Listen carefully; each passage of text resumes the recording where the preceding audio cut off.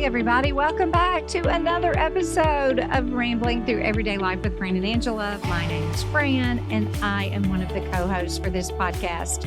You guys, we are grinning from ear to ear over this week's episode because if you do not know our guest, the Professor Ted Kluck, you are going to be in for the biggest treat because you're going to find yourself, I promise, grinning from ear to ear because yes, it's a whole lot of fun and funny, but also so deep and wise and informative and thought-provoking. I find that the greatest balance, the greatest joy to have those kind of people and those kind of conversations in your life. So if you do not know Ted, we'll talk about him, introduce him properly and well, of course, in a fun, informative way. But he has his own podcast, and you need to look it up and find it. It's called The Happy Rant, and it is with Barnabas Piper and Ronnie Martin and our guest, Ted Kluck. So find them, follow them, listen to all of their conversations too. Okay, we love you guys so much. Thanks always for listening. Enjoy the show.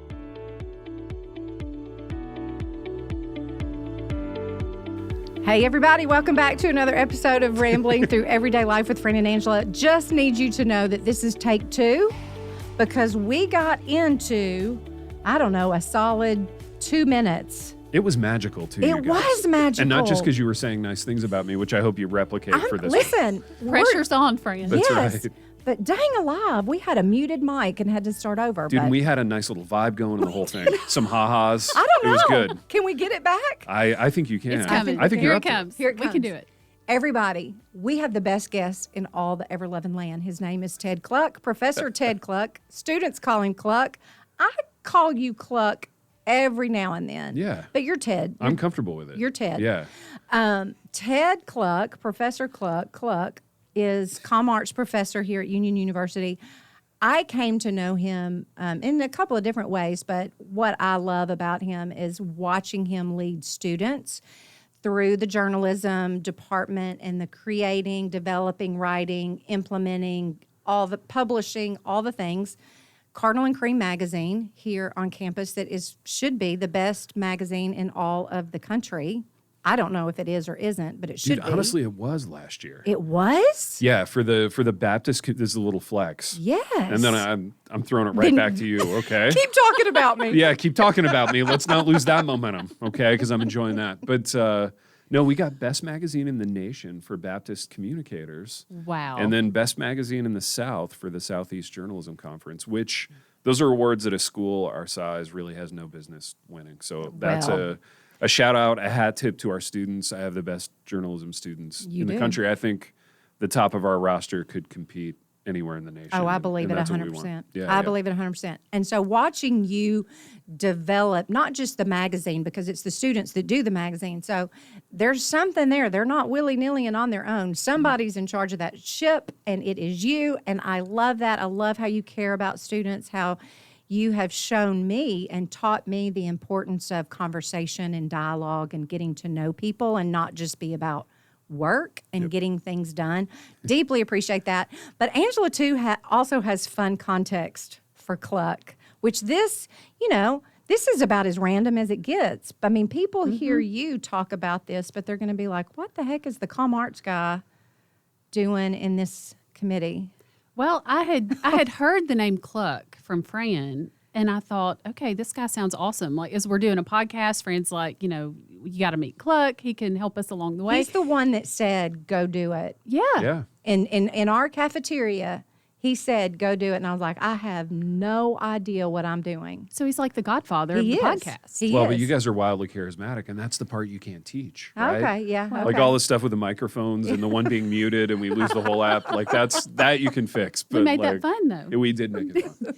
But then I hear from volleyball players that are in his class, Kluck has got the best class. I'm like, okay, I've got it. This guy's like legend on campus. Who is this? And then we wind up on the volleyball search committee together. The glitz and the glamour, Right? I mean, you serve on a committee with dude. somebody, you Yeah. get to know them and appreciate that they have fun personality because committee work can be, otherwise. So it's been fun getting to know you. We're so glad you're here. Likewise. I'm glad I'm here too. Hey, let me say this, Ted, because you're going to tell us too. We want you to tell us the things that you're going to have to brag on yourself for a second, because listeners do need some context, outside of what we've said. But I need you to know, Ted also has a podcast that if you do not listen to it, it's become one of my favorites, and it's called The Happy Rant. And it's also now a book. It's now a book, which I cannot wait to read. But you know what? Your podcast is fancy schmancy. You've got commercials. There's no commercial breaks here, Ted. Okay? I love it, dude. We're just full speed ahead. We're That's low nice. budget, low key, Yep. no commercial breaks. Okay, what do you want us to know about you, Ted Kluck? Yeah, that's a great question. First of all, super appreciative for all the kind words that you said to me. That was great. You recaptured the magic from the first go around. I appreciate it. No, so I'm in my 8th year at Union. I thought you were about to say I'm in my 80s. Yeah. Too. Like You look spiritually, great I'm for in my 80. 80s. Yeah. Don't I look amazing? You look great for 80. Rediscovering the jawline after the holidays. That's a nice deal for me at 80. No, I'm in my 8th year at Union, which is wild. So I had this experience today, actually. Sunny day outside, parked the car. I'm walking over here from Jennings Hall, and I'm like, gosh dang, dude, I can't believe I'm a college teacher. You know what I mean? Do you ever have that moment where I'm just like, the sun's hitting the campus the right way, and I'm like, man, Wow. you don't do this for the money, let's be honest. But Right. like, I'm a college teacher, which is wild because I hated college. Like, I was the worst student ever, like really mediocre in every way. But the Lord brought me here. So a little bit about me, I got to write for a super long time. So writing was my career for like 15 years exclusively, and got to do a bunch of magazine work and some books. And You have to say the magazines and the well, in addition to the blog, In addition to the which is blog. an inside joke between the two of us vis-a-vis the committee, but that person's not listening. No, 100%. Yeah, 100% not. 100% not. But no, so I wrote for ESPN the magazine in kind of the early 2000s. That was the big break, and that led to a bunch of other stuff. Got to do my first book in 2005, 2006 about Mike Tyson. So did some mass market, like secular market sports books, and then started writing for the Christian market shortly after that, and have kind of been doing that ever since. So memoirs, essay collections, compilation books with these Happy Rant guys. I've done some ghostwriting for famous people, which is a wild ride. Interesting. Yeah, wild, dude. But yeah, so in the course of all that, I got invited to Union to speak one time to promote the book, and became didn't know friends with that. some people. Yeah, that's how I got here. So that was a way long time ago. That would have been like 2008. So I was just a young pup, dude, just a kid. You were a baby. Flew Baby in here, Ted. had never heard of Jackson or Union or any of it, but became friends with somebody here. He kept in touch. When this job came open, this journalism professor job, he was like, you ought to come down and take a stab at this. Wow. And at that time, I was in Michigan in the north, in the land of like icy cold winters and hearts. And I was like, I got to get out of here. So we came south. We love it here. Love Union, love Jackson. Lord willing, this will be the last stop. So very grateful to be here and to be on your podcast. It's fun to be on this Listen. side of the table, like being asked the questions. I So, know. And here's, I think it's fun. I think if I were listening, I would want to know, how much preparation goes into this kind of conversation. Yeah. And I know that every podcast is different, Yeah. but Angela and I do better like you do. We don't prep a whole lot. And so I asked Kluck ahead of time, do you want to know the questions ahead of time? And he was like, no, Nope. Nope. we're going right in. Don't want to lose the magic. Yeah. It's more fun this way. It Yeah. is. It is more fun this way. Okay, Ted, so it's a new year. Yep. We're all talking about this new year. What is something that you need to start that maybe seems difficult or crazy to other people, but is enjoyable and exciting for you? Something I need to start. Interesting. Because here's the thing, you are a positive, happy-go-lucky, Yeah. glass half full kind Yeah. of person. And so I feel like starting something new for you Yeah. would just kind of come effortless. I love starting stuff. Do you? Yeah. So what are you starting now? What do you want to start or need to start? All right, so Can this you is- tell us? We want an exclusive No, I can on the tell podcast. you. And it's not even a business thing, right? Like Okay. it's not even a commercial thing And so you, much as hey, you cannot say anything having to do with losing weight. I need to grow in my relationship with the Lord. All right, scratch that about the jawline then. Because I gotta find my old friend up here. You know, I used to have a jawline. My wife is a chef, so I gotta start saying no to food. I do have to do Yeah. that. But no, I don't know if you guys know this. I used to manage a heavyweight boxer What? up north, a pro boxer. I had a ring in my basement. And this boxer, Sam Coming, shout out Sam, he would come to my house every week and we would spar in my basement out in the suburbs, like the boring taupe suburbs. And we're like duking it out down there in the basement. And then moved down here. That kind of, fell by the wayside. But I have this thing with boxing where I fall in and out of love with it every few years. And I watched a fight recently. It was Tyson Fury versus Derek Chisora. And there was something about the fight that made me like fall back in love with it. So I'm getting back into the gym, doing the bag work again, trying to get my wife to allow me to start sparring again. And so I'm back in love with boxing. That's going to be my new thing for 2023. Maybe Where? a How? book there. Where are you going to do this? Dude, I don't know. I'm just navigating it all right now. I'm doing Okay. like bag work at my house and like Okay. road work and stuff now. But You should vlog it. yeah, I see. Dude, but you guys, you can help me on this. You can push me a little bit. Okay. Because the journey that I'm on is that I don't love like seeing images of myself in video. And I heard there's going to be a picture after the show, and I'm racked with anxiety about that. We are Bit very, of a trigger for the boy. We're but, vain. We have filters, and yeah. well, you Dude, have we'll you filter have that thing to editorial. high heaven. You have editorial. We can put control. like an artificial jawline in there for the picture at least. But have some fun with it. Remember You know? Avery Lopez and her ability? Oh yeah, Remember? dude. Avery was a master with that We're gonna- post-production deal with the photos. She's going to be our post-production photo We'll send it gal. out to Avery. Yeah, wherever she is. Yeah. Shout out to Avery. Yeah, But, shout out Avery Lopez. But no, getting back in the gym, I'm trying to think of a commercial thing that would be fun to talk about with 2023. Hopefully finishing my movie. Yeah. We've got a new direction on that we're going to take things, and hopefully that means that in this calendar year it will be That'd out be and exciting. viewable somewhere. It would. Yeah. What can you tell us about your movie? Can you tell us anything? I could tell you a lot about it that would be boring maybe, but suffice it to say it's dramatic. So it's a fictional dramatic story that I wrote, feature length, so it's a 2-hour movie, it's a drama. And we shot it in the old Pontiac Silverdome in Detroit before they tore it down. And I made it with a couple of ex-NFL players. So our lead actor is a great friend of mine, dear friend named Glenn Pakulak, who's unspeakably handsome, almost to a degree that it makes me uncomfortable, right? So Glenny, my super handsome friend, was the lead. And then Naturally. we had an actor from Breaking Bad named Carmen Serrano. She played the female lead. And then our executive producer was Cliff Kingsbury, who is the head coach of the Arizona Cardinals and Glenny's best friend. So Wow. independent production, started a company, crewed it up. I'd written this script about an ex-quarterback who has like an existential crisis in midlife, oddly enough. Imagine that. Who leaves his family and goes to live as a squatter at his old stadium. And at the time in Pontiac in Detroit, people were living as squatters in the Silverdome because it had just sat there for like Yeah. 15 years. So big, beautiful, haunting kind of environment, great place to shoot a movie. And we've just been mired in the kind of post-production squabbles that creative people have when there's too many cooks in the kitchen. So hopefully we start to get that ironed out. We have a beautiful movie before Glenn and I are like truly old men. I'm not in my 80s, by the way. So you're not. if you're a literal person and you're hearing that, don't envision like a wizened little old man in this chair. Ted, they're going to see Yeah. your picture, remember? That's true. Man. So it makes sense that you got this wild card boxing shirt on. Yeah, so Wildcard Boxing is actually Freddie Roach's company. He's a legendary trainer.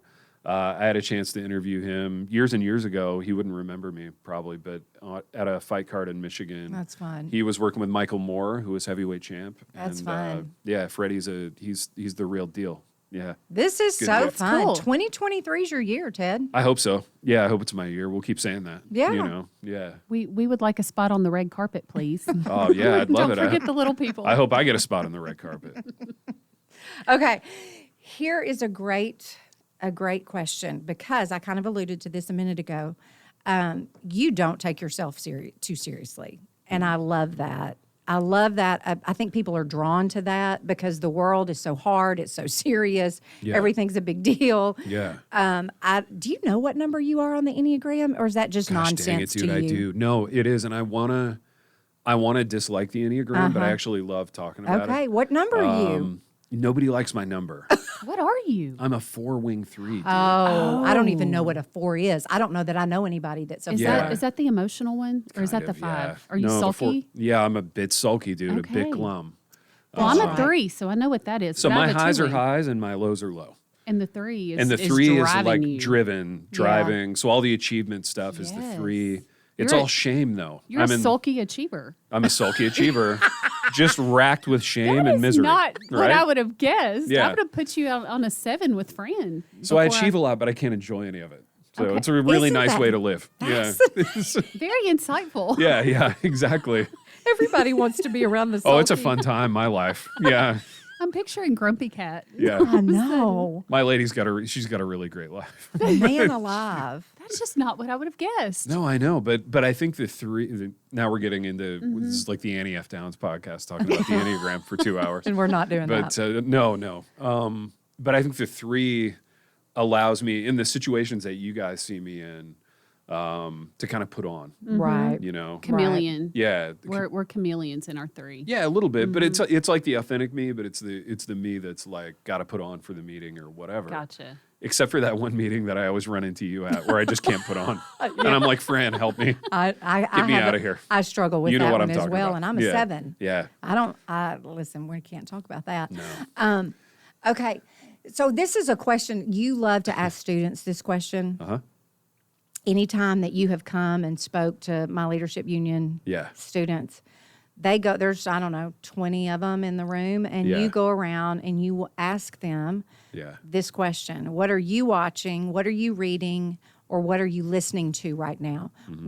Why is that an important question? If you don't know somebody, or you're Yeah. just trying to kind of like set the tone for Yeah. a room, or why that question? And then I need you to answer the question. Yeah, no problem. For one, it's just like it's an easy thing to talk about, right? It's not super personal, but it's gradations more personal than like what's your major and where are you from. You know, the kind of stuff that students get asked, you know, so often it becomes rote. So We should stop asking them that I question. hate it. It's a little bit personal. It's fun to talk about, right? It's just easy and fun to talk about, but it also, in the best ways, and this is where like the writer stuff kicks in, it reveals character, right? Okay. So in every story, you want every scene or every line of dialogue to either move the plot forward or reveal character. And so in those conversations, and in them kind of telling me what they like, in a way they're telling me what they are like. Yes. Right? So it reveals character when they talk about a show or a movie or a record or whatever it is that they're consuming a lot of. And what I love when they answer that question is that you don't just hear the answer. Yeah. You're going to ask another question, Yeah. tell me, what did you love about it, or Yeah. whatever. Okay, so Dude, it sets off the dialogue. That's Then right. the dialogue can become magical. that's right. Can we pause for 1 second at what you just said about you're either moving the plot forward or revealing character? yeah. Just elaborate on that Because just a little that's bit. all of life. It is. Right? It kind of is. So like, yeah, so the kind of writing that I do, creative nonfiction, or even in a movie context where it's fiction, you want to be able to have every scene just go hard, right? You don't want there to be dead weight where people want to get up or go to the bathroom or whatever. You want every Right. scene to go hard. And so as a writer, part of the editing process is looking at it and going, am I revealing character? So am I learning more about Angela or Fran or Kluck because of the scene that we're all in together? So if we have the scene where Kluck's talking about some show that he's really digging, it might be funny, it might be heartfelt, it might be tender or whatever, but if you learn that I can't watch a movie where the dog dies, that tells you something about me as a character. Whereas if I get up and I go into the hallway and I punch somebody, that moves the plot forward. You know what I mean? Yeah. Then we're in a plot together because you're a lawyer and you're my friend and you're going, oh She's my a gosh, witness. Kluck, yeah, you're out of control. What are you doing? Yeah. I wouldn't do that, by the way. Not here. But then that would be a plot thing, but the conversation would be a character thing, That's good. if that makes sense. It does. That's Yeah. insightful. Okay, so Yeah. what are you watching, reading, or listening to right now? Dude, I want to talk about two things. Okay. And you guys respond to these if you've seen Okay. either of them. So this Christmas, for the first time in my life, I watched the movie White Christmas. Oh, I've never seen it. I've never seen it either. Yeah, and I tend This is old movie, right? Dude, it's like 1954, and I tend to shy away from stuff Is that like that. Bing Crosby? Bing Crosby and Danny Kaye and Nope. Rosemary Clooney. Okay. And my wife, God bless her, dude, she comes to me and she's like, I've always wanted to watch White Christmas. Can we watch White Christmas this year? And what did you do in that moment inside? Well, here's the thing. I like saying yes, as we've established. And I love to say yes to my wife. That's very wise. Because she's amazing. She's adorable. I love my lady. And I want to, because I'm so glum and hard to live with, I want to, the easy things to say yes to. I want to be able to do the Christmas easy cheer. things. Yeah, holiday cheer, right? I can do that. I'm capable. So I say yes. And I go into White Christmas entirely expecting to be bored out of my ever-loving mind, right? But you guys, this thing was magical. Like, it drew me right in. It's a musical. I don't typically like musicals, but whatever. It draws me right in, and it kind of, at first glance, tracks as this very corny, 1950s thing or whatever. But a layer beneath that, and this is the interesting part. It's taken me forever to get to it. But What was the question again? it's really I know. It's really a story about middle age and friendship and kind of the scumbaggy way that people in media use each other. Oh, wow. And one of the things I struggle with Who'd have thunk? as a again, Annie F. Downs podcast, but like always wanting to be authentic, right? Yeah. And I don't ever want to be fake. I don't ever want to use people. Yeah. I want you guys to know that you're my real friends, and I'm not trying to use you to like get on your podcast and promote a book or whatever. Listen, that is never going to be the case. And I struggle when I feel like I've got these industry friendships where people are using me. Oh, for sure. And for sure. I say for sure like I know. And not like this is therapy or whatever, but I've Right. had it happen in the Right. past where like somebody will cozy up, they'll write a fan letter, or we'll even meet and hang out and become friends. But then when they have an opportunity to like climb up to somebody else higher on the food chain, then That's the boys gross. out on the street, right? That stinks. It does, but really that's what the movie's all about. Wow. And it blew me away that this mid-century, like 1954 thing, with all the great 50s like sofas and fireplaces and all the aesthetic vibes that I like, also brought to the table this really great story. And they don't put a bow on it, right? Danny Kaye's character might be a scumbag. Like, he might just be a usy kind of dirtbaggy guy, but they never really figure it out. I want to go watch this movie now. Listen, White Christmas, you guys. nobody, I would have Solid never movie. No. thought Yeah. that would come out of a description about White Christmas. Right. But it was really thoughtful. So the other thing I'm enjoying, and this could be one I could see you guys watching. It's on Netflix and it's called Dairy Girls, Derry. Oh, I've seen it, but I haven't watched it. Dude, Dairy Girls is unreal. It's so funny. So it's set in the 90s. I love the 90s. I love anything 90s. I live in the past. I'm a huge past guy. So I went to high school and college in the 90s, so it's real nostalgic for me. But it's in Ireland. Oh, wow. And it's these girls, and they're at this like private high school in Derry, which is a nondescript kind of small town in Ireland. But they're so funny, and it's got like, do you ever watch the show Freaks and Geeks? Yeah. Yeah, kind of. Yeah, it's got strong like Freaks and Geeks vibes. It's just really charming, really funny. Are there We're loving it. dairy cows involved? No, it's Derry, like Derry. That's just the name of the town. I just had it in my head. It was a show about girls on a dairy farm, so I I'd never watch watched that it. too. In Ireland. In Ireland. Yeah, a little farming watch show, this. farm show. I really thought I'm that- in. I've missed out on the Christmas and the Dairy Girls. Dude, maybe I'll write that show. That could be the 20. Did you watch The Crown? You know what? I never got into The Crown. Okay. I was just finished it. I was obsessed with it. It I was a like huge Downton Abbey guy, though, for Oh, British see, I stuff. haven't watched it. Oh, my gosh, Fran. You got to watch need Downton to. Abbey. Okay. Okay. Where were you at on Downton Abbey, Angela? I've missed Have you it seen all. Oh. Yeah. Dude, you guys would both love it. Here's 20 seconds on that, just by way of a promo to get you to watch it. Really elite character stuff. So you talked about character revealing. It's kind of this slow burn. So like nothing's blowing up. There's no like high spots that way, but it's real intricate family drama.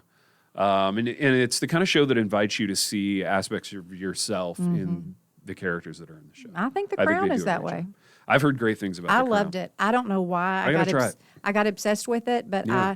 I watched all 5 seasons in about 2 months. Dang, dude. Yeah, I got to try it. I got to get on that for sure. Okay. Here's something I thought about you. I was listening to another podcast. Do you know who Simon Sinek is? Yeah. The Starts With Why guy. Yeah, business guy. Yes. Yeah. Okay. I like his podcast. Yeah. When I want to learn something on leadership or I don't know. I just like the way he thinks. But Yeah. he, in a recent podcast, he was talking, and I was thinking about you because you were coming on our show, and this whole creative mindset. And I'm really kind of sorting this out. I'm discussing it with other people. I want to hear your thoughts on it because you are a creative. You create things. The $1 million question on his show was, is creativity something that you're born with? Oh, wow. Or is it something that can be planted and watered and developed in another human being? Because there are people that walk around and say, oh, I'm not creative. Yeah. Now, I believe I disagree with that. I'm under the belief system that no, you can. You can. There are things I think that are within us that we just don't take the time to cultivate because we're not given an opportunity to. Yeah. We don't have the right person helping us Totally.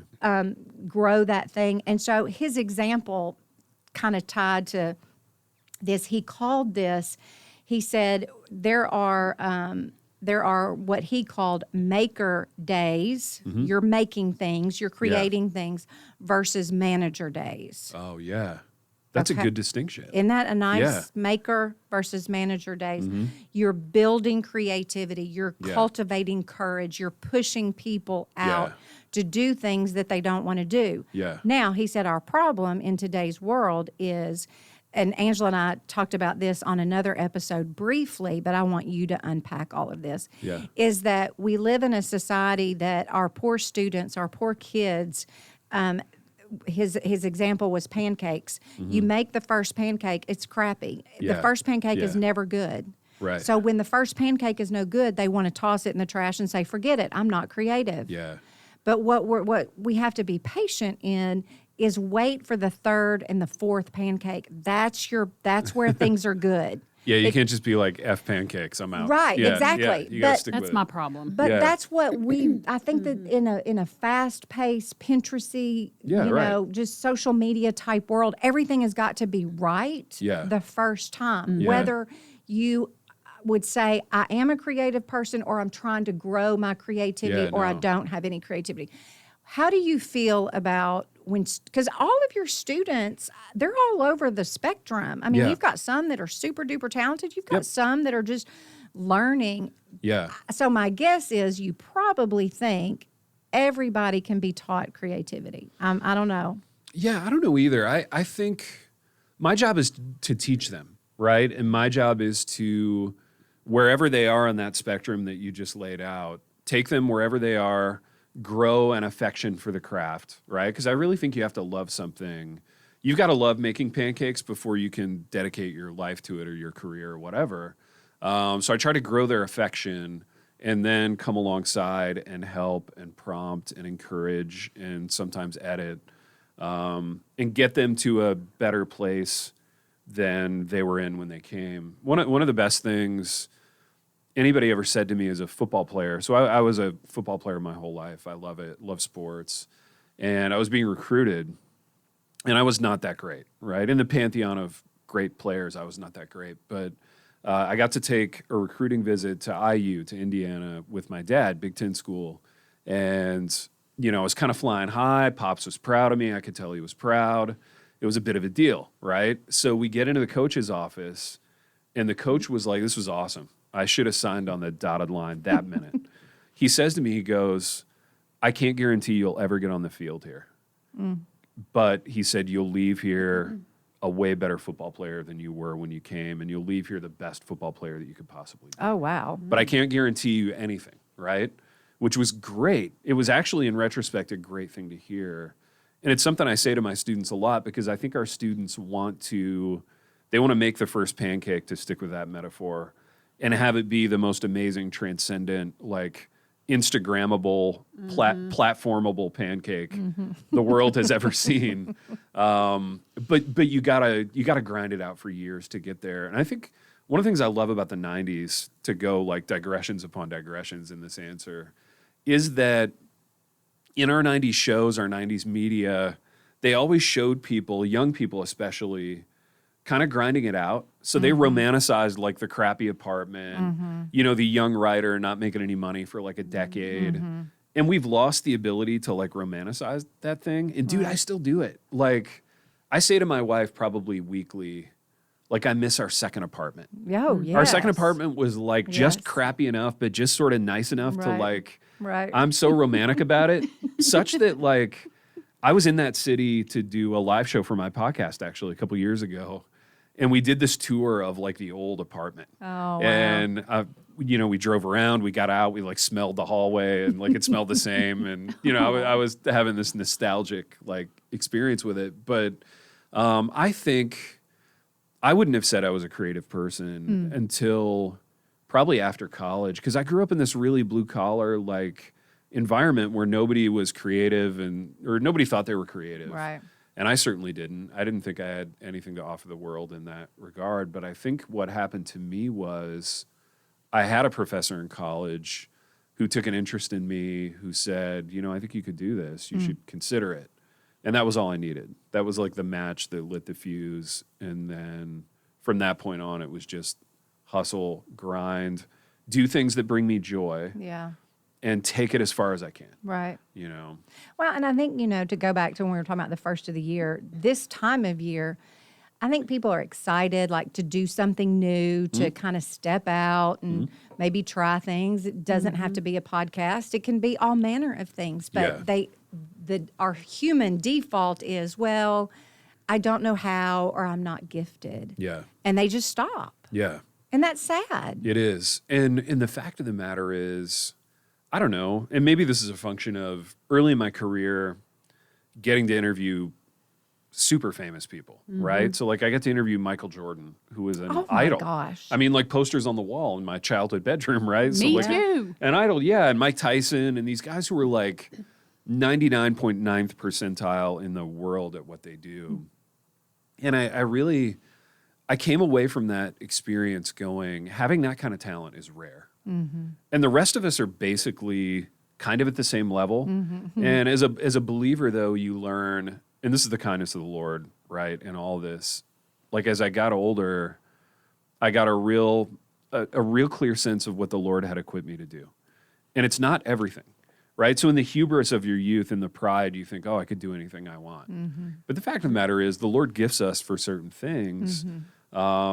And it's on me, it's incumbent upon me to take that as far as I can take it. Yeah. Which involves a lot of hard work and a lot of, you know, getting back on the horse after you've been knocked down. And dude, I feel things deeply.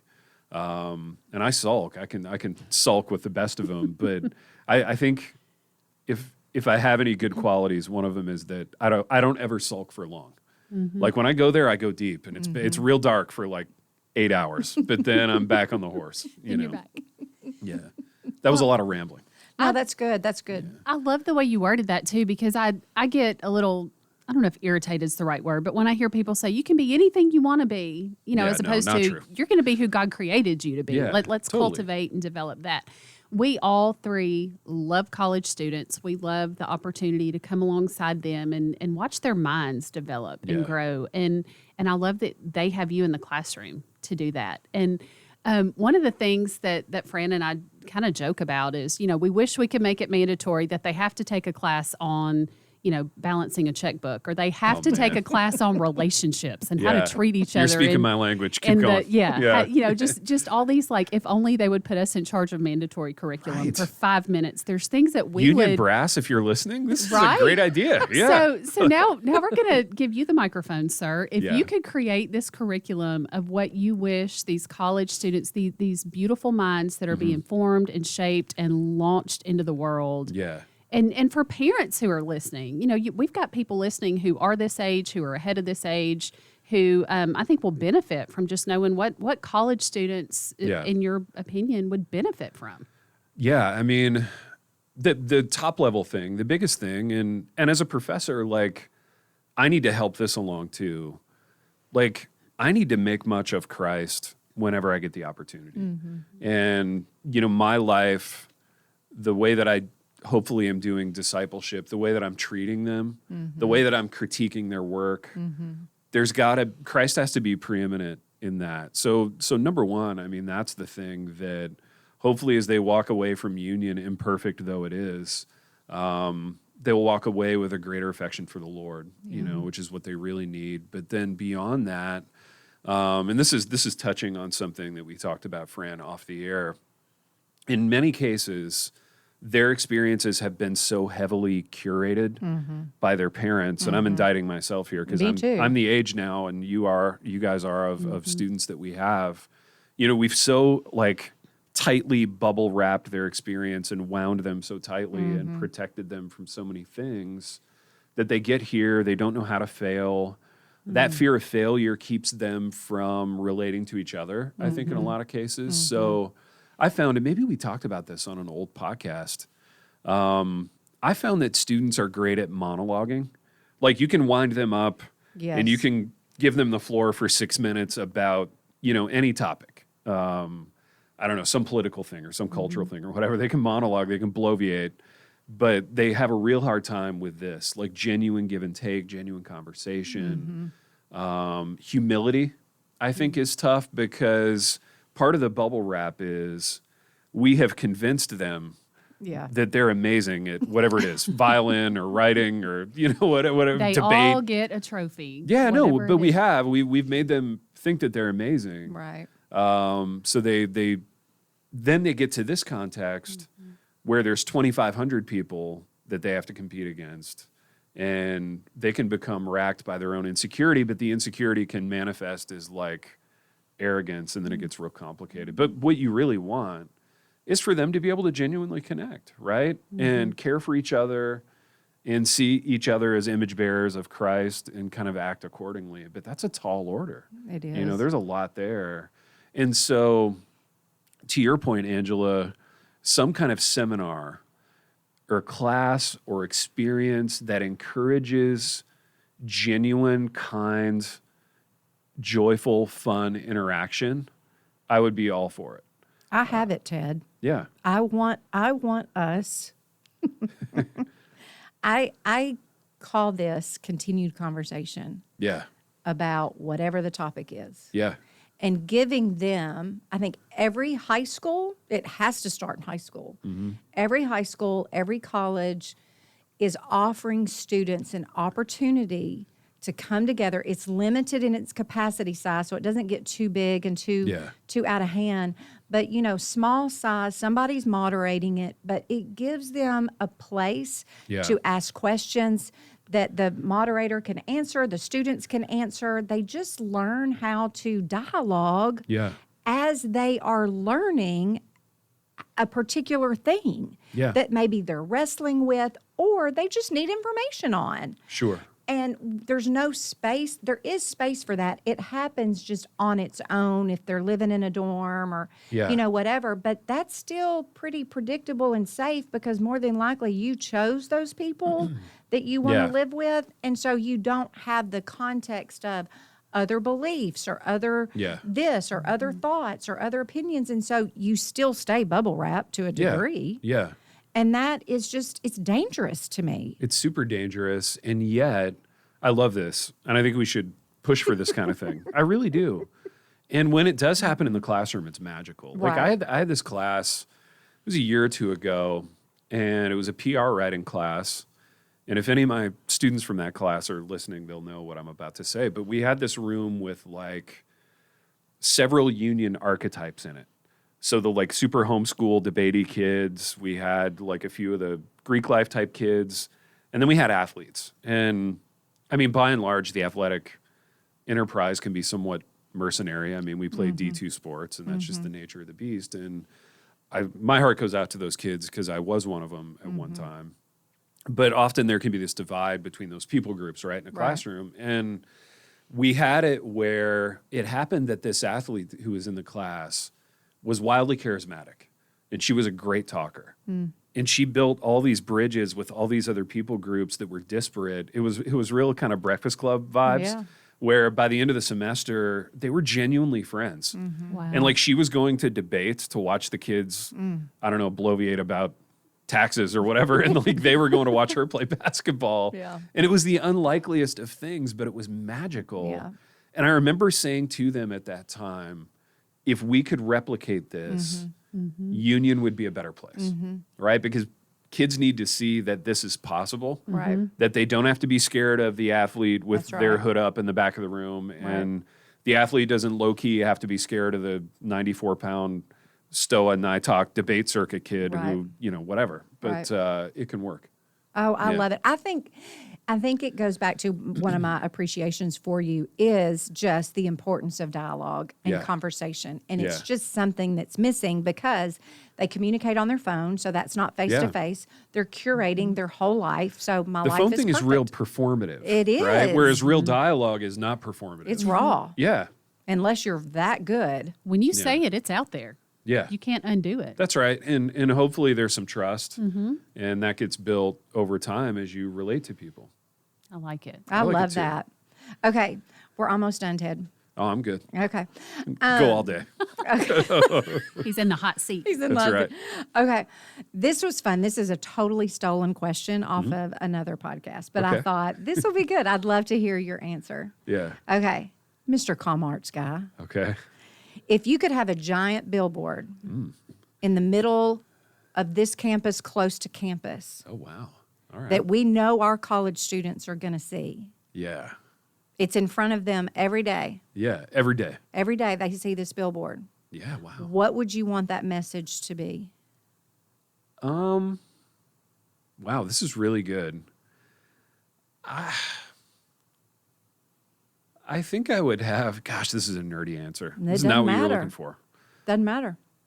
There's 1,000 answers. There's 1,000 good answers. I think I would have question and answer number 1 of the Westminster Catechism, which is, Nobody knows. yeah, I do though. And it's meaningful to me. Please tell us. It's basically along the lines of, and I'm going to butcher it, I'm going to get actually by This is like the message version. Jacob Go ahead. Schatzer. The Yeah. message version.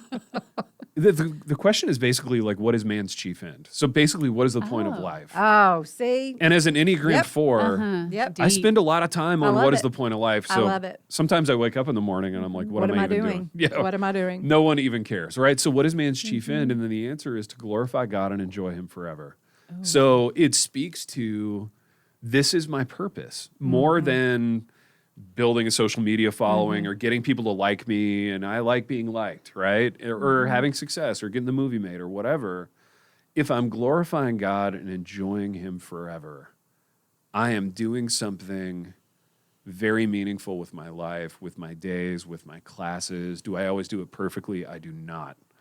But I think we have, and we touched on this off the air too, we have a lot of students around here who have grown up in this kind of performative church environment where it's like, well, I come from a good family. I was at church Wednesday night and Sunday morning. I guess I'm a Christian. But they have no affection for Christ in their hearts, and they have no sense of how does that impact my day-to-day life. And I have sympathy for that too, because I was that person in college. So I think it would be some version of that. Now, that's not a very sexy billboard, is it? I love it. I do too. It's deep, but it's attainable. Well, and Yeah. it makes you think. And then you Yeah. might ask questions like, what does that mean? Or what did you think about that? Yeah. I'm going to start a GoFundMe for this billboard. I really Listen. like this. I like it too. Where would it go? I don't know. Yeah. We'll do the billboard alongside this continued conversation class. Yeah. Dude, that would be solid. That class, though, seriously. And we're getting far afield here, but I've had this conversation with people who think about this stuff where they're like, we used to have rules in place to make it so that guys wouldn't flirt with girls all the time. And now they're like, I have to have rules in place so that they will actually talk to each other. Right. You know? Right. And it's like, things have just changed. So, yeah, just the whole aspect of bringing people together, allowing them to not be so achingly lonely. Union is Right. a lonely place. Right. And it's not just Union. I think Right. it's just college in 2023. Right. Yeah. I agree. Okay, last question. Yeah. Because if you know if you're listening to this show, you could be the parent, you could be the student yourself, you could be the teacher over the students. We've all got some kind of context with, let's just say, an 18-year-old. We can Yeah. all kind of come up with who that person could be. Where do you see hope?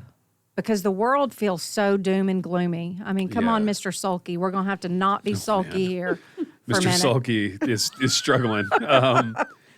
You've got to see some good and hope out of do. this generation. I do. I'll go a couple directions with this.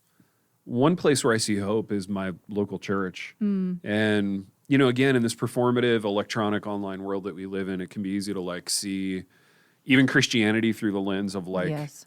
a dozen famous people that you follow on Twitter or whatever. And that's not real. It's really fake. It's performative. They're trying to Right. sell books. Right. I was in the industry for 20 years. Like, I get it. That's fake. Right. And it can disillusion a person.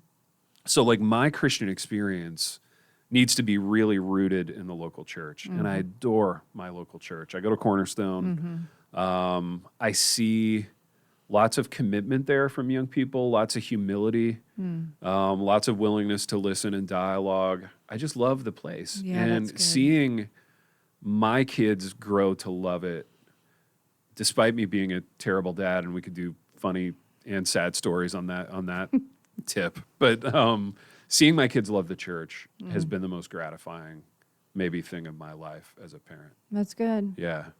So that gives me a lot of hope. They can multitask really well. I have trouble with that. Yeah.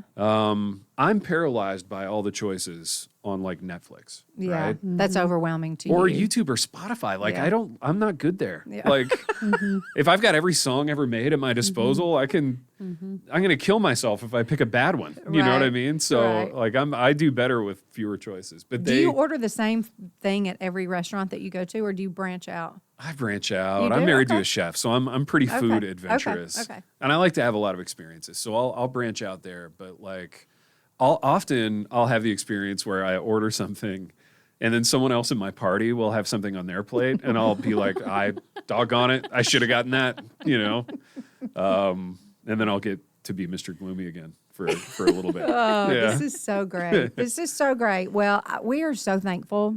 I mean, this is such a treat. And I don't know. You're somebody that we are all inspired by. We're encouraged by. You make us all believe, whether you're the 18-year-old student or the nearly 53-year-old, you make us believe we can. Yeah. Well, And that's so good. it's very sweet of you to say. And let me just say, by way of a compliment to you guys are so good at this. Like, you're amazing at it. You're both wildly charismatic. You're good talkers, good listeners. You got a good sense of the moment and timing. You guys are amazing at this. Yeah, it was a sweet. total blast. Oh, Yeah. Thank you. Thank you for coming on. It was safe to name our podcast Rambling because we're really good at that. Yeah. Oh, we are, yeah. oh, we Naturally. could ramble for days. I'll say to the listeners, too, this is very reflective of just the, like, outside the studio conversations that the three of us have. Yeah. I feel like we talk and we Yeah. go digressions deep, and then, Yeah. one of us will leave, and I'll be like, oh, we should have, next time we'll have to follow up on that thing. Could you be a regular contributor to Rambling Through Everyday Life with Fran and Hey, Angela? 'Cause I'm here to not to like you help. got anything else to do, Ted. Exactly. Good night, alive. 2023, I'm clearing the deck for Rambling with Fran and Angela. After the movie and creating this new classroom experience. And boxing. And the billboard. Boxing and killing some brain cells in the ring. A little CTE. Let's contribute to that, Yeah. Little light casual CTE among friends. Everything's great, everybody. Everything is just great. Oh, this is so fun. Thank you so much, everybody, for listening to another episode of Rambling Through Everyday Life with Fran and Angela and our friend Kluck. We'll see you next time. Y'all have a super day.